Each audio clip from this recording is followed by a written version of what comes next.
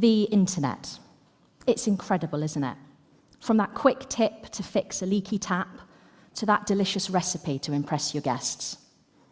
But it can also be a place where bad people thrive, hiding behind fake profiles, scamming us of our hard-earned cash, or feeding us harmful information on the internet.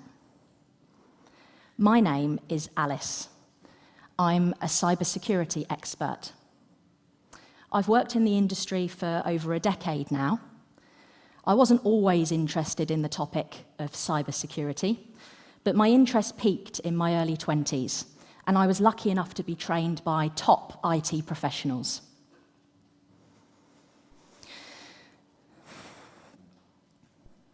I've seen and dealt with some horrendous stuff on the internet. Child pornography, terrorist activity, you name it. A few years ago, my brother fell victim to the very material that I've been protecting people against.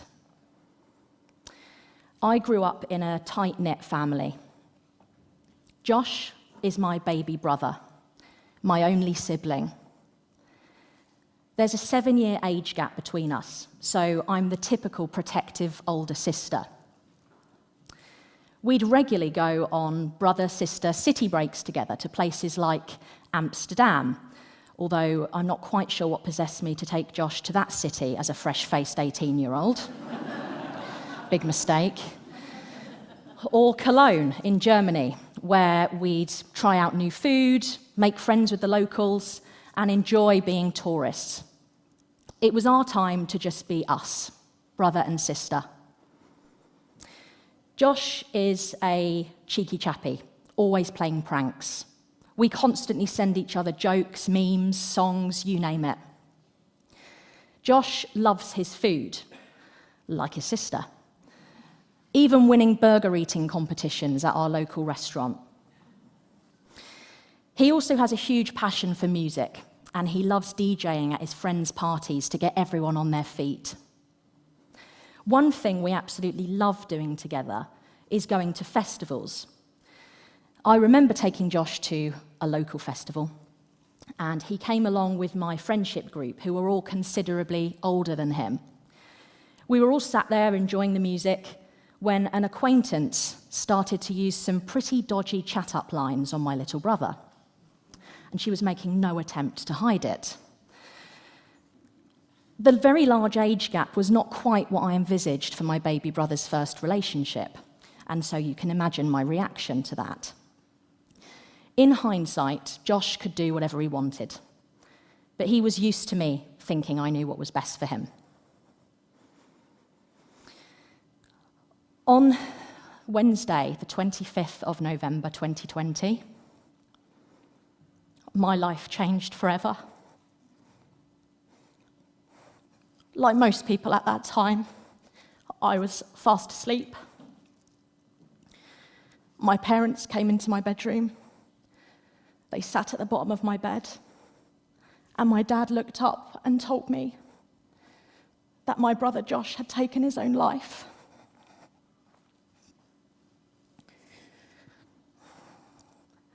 What are you supposed to do when you're told news like that? My brother felt so low that at the age of 21, he decided that he didn't want to be here anymore. I just went numb. For months on end, and sometimes even now, I wake up feeling sad that I've opened my eyes. I dread getting through another day filled with sadness that at times causes me physical pain. On average, 135 people are directly impacted every time somebody dies by suicide. I'm used to speaking about my story. Usually it's in front of corporate organisations hosting talks for their clients. This today is different. I'm talking from my heart. My unique view on cybersecurity led me to become obsessed with going on the internet and searching for everything to do with the topic of suicide. Why do people take their own lives? What are the signs that somebody is suicidal? I turned my focus to my brother's technology. Had he been going online and searching for similar things? Could I gain an insight into his mindset by looking through his search history? I turned my focus to my brother's technology, and it wasn't long before I had my answer.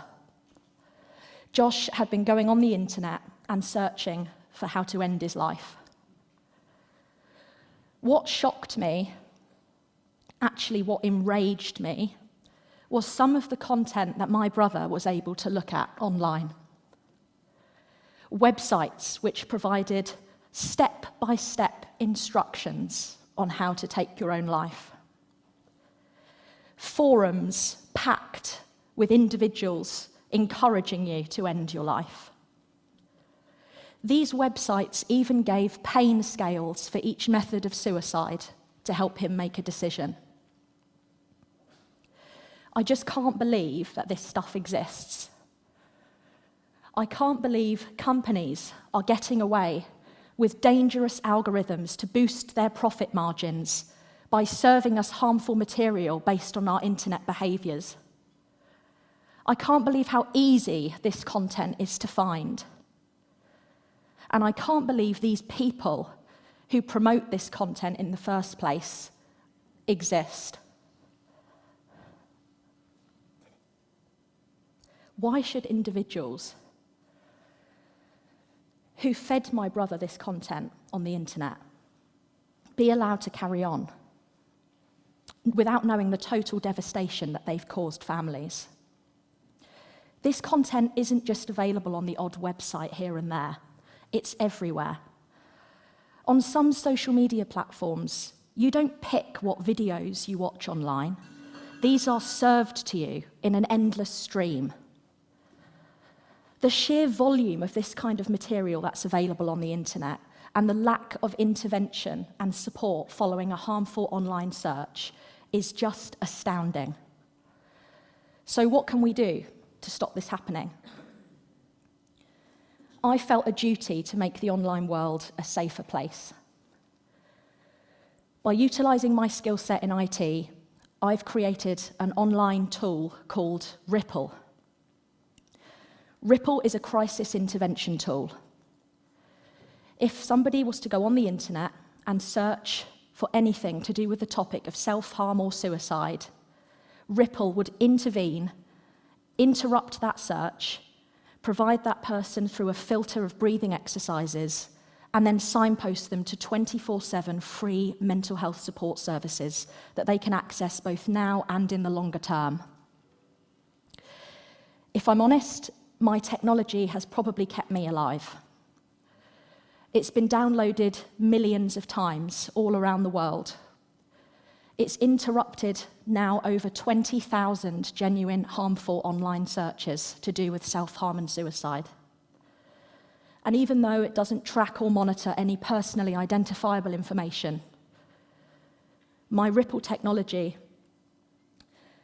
has actually involved 26 people approaching me directly to tell me they're still here because Ripple intervened at their most vulnerable point.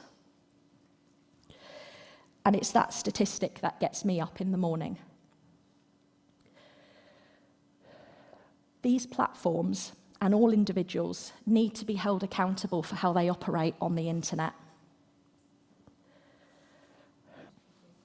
We shouldn't just be focusing on removing existing harmful material. We should be stopping it from appearing in the first place. The sheer volume of this kind of material that is out there for people to access is unbelievable. What do we really know about the people around us and what they're looking at online? The internet allows us to hide behind fake profiles, fake personas. Social media platforms have mechanisms in place to report harmful content, and it's essential that we use them. We need to be vigilant in understanding the risks associated with the internet and protecting ourselves, our children, our loved ones, and service users from the dangers that exist online. My brother Josh is my shining light, and I believe the reason that I now exist on this planet is to stop people feeling as low as my brother did, and to intervene when somebody might be struggling and searching for harmful material online. I just hope one day we'll have a World Wide Web that's regulated and that backs this up. Thank you.